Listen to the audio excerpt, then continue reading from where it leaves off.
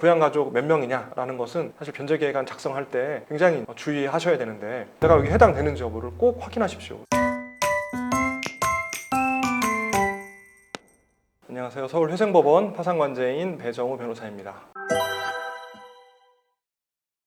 오늘은 작년 2024년 12월 18일 개정된 서울회생법원 실무준칙에 대해서 좀 해설을 해드리고 있는데 이제 두 번째 시간인데요. 이런 질문 하시는 분 계세요. 서울회생법원 실무준칙만 변경됐지 다른 곳은 뭐 이게 적용되지 않기 때문에 무용한 거 아닌가 이렇게 이제 말씀하시는데 사실 서울회생법원 실무준칙이 변경되었기 때문에 그 구속력은 사실 서울회생법원만 적용이 되는 건 맞습니다. 그런데 수원에도 지금 회생법원이 생겼고 부산에도 회생법원이 생겼기 때문에 서울회생법원 실무준칙이 변경됐다 하더라도 다른 회생법원에서 충분히 이제 적용이 가능하고 그리고 각 지방법원은 사실 구속력은 없어요. 그런데 제가 이제 다른 지방법원 신청대리도 해보면 서울회생법원 실무준칙이 바뀌는 게 어느 날 갑자기 바뀌는 게 아닙니다. 지금 이 바뀐 이 실무준칙 내용도 사실 상당 기간 동안 판사님들이 연구하고 그다음 회생위원들이나 파산관제인들이 사실 토론하고 간담회도 갖고 해가지고 여러 가지 다방면으로 검토된 이후에 이게 이렇게 바뀌는 게 맞다라고 이제 어느 정도 뜻이 모이면 그때 이제 실무준칙이 변경하게 되거든요. 실무준칙 변경되는 게 쉬운 일이 아닙니다. 그래서 사실 실무준칙이 변경됐다면 충분히 그 타당성이 인정되어서 변경된 것이기 때문에 다른 지방법원에서 이게 구속력이 없다고 하지만 여러분이 충분히 다른 지방법원이나 이런 데서도 이제 참고자료로 사용될 수 있기 때문에 여러분 주의 깊게 한번 들어주셨으면 좋겠습니다. 두 번째는 이것도 굉장히 중요해요. 개인회생 중에 부양가족과 관련된 내용입니다. 부양가족이 왜 중요한가? 여러분 뭐 좀 아시는 분들은 아시겠지만 부양가족의 수에 따라서 최저 생계비가 결정이 됩니다. 부양가족이 많으면 많을수록 생계비가 올라가죠, 당연히. 그렇게 되면은 내 수입에서 최저 생계비를 공제한 나머지 금액을 법원에 내는 거기 때문에 최저 생계비가 증가하면 여러분이 법원에 내는 변제금이 줄게 되어 있어요. 그렇기 때문에 부양가족은 늘상 중요하고 부양가족 몇 명이냐라는 것은 사실 변제계획안 작성할 때 굉장히 이제 여러분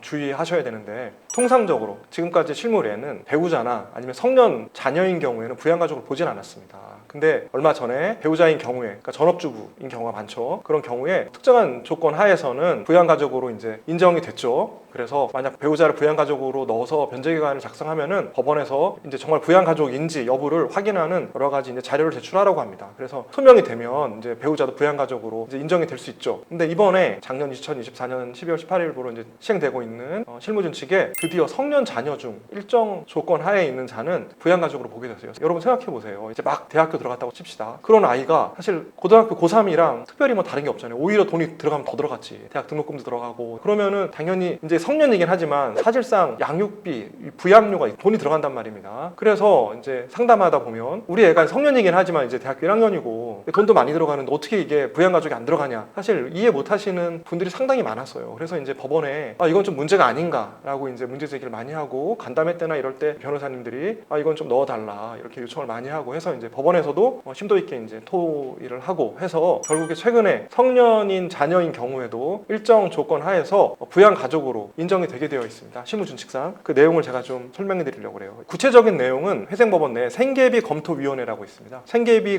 검토위원회에서 회의 결과 자녀가 만 21세 미만으로서 과거 1년 소득이 없거나 소득금액 합계액이 100만 원 미만인 경우 근로소득만 있는 경우에는 총 급여액이 500만 원 이하인 경우에는 채무자가 그에 부양하여 왔다고 볼 수 있다라고 해가지고 해당 자녀를 부양가족으로 인정할 수 있는 기준을 마련했습니다. 이게 굉장히 중요하죠. 부양가족이 한 명 추가되면은 한 50만 원에서 100만 원 사이 사실 약간 여유자금이 생겨요. 그러니까 여러분이 이걸 변제계획안 작성하실 때 내가 여기 해당되는지 여부를 꼭 확인하십시오. 오늘 두 번째로 말씀드린 것 현실을 최대한 반영해서 서울회생법원에서 실무준칙을 개정했기 때문에 여러분 개인회생제 준비하시는 분이 계시면 바뀐 실무준칙에 따라서 꼭 변제계획안 작성하시기 바랍니다. 오늘도 영상에 도움이 되셨으면 구독, 알림, 좋아요 꼭 부탁드립니다. 감사합니다.